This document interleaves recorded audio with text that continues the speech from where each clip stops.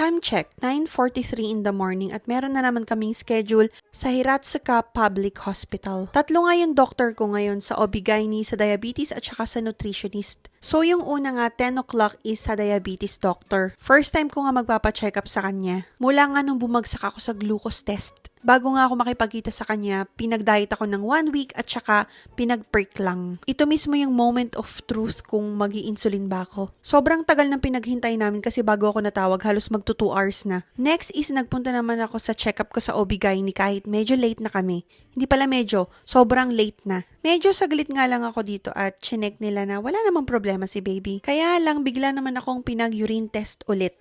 Nakalimutan daw kasi nilang ilagay sa papel na kailangan ko palang mag-check nito ngayon. 12:30 PM na nga at hindi pa kami nagla-lunch, nagugutuman na talaga ako.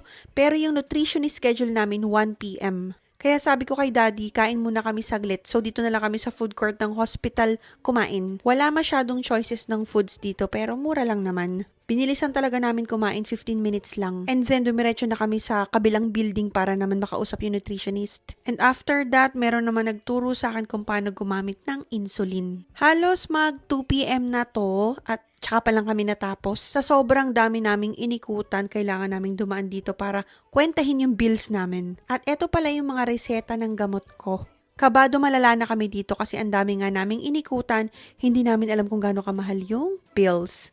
At in fairness, pwede na. Kasi 6,600 yen lang yung bill namin. Yung diabetes doctor yung mahal.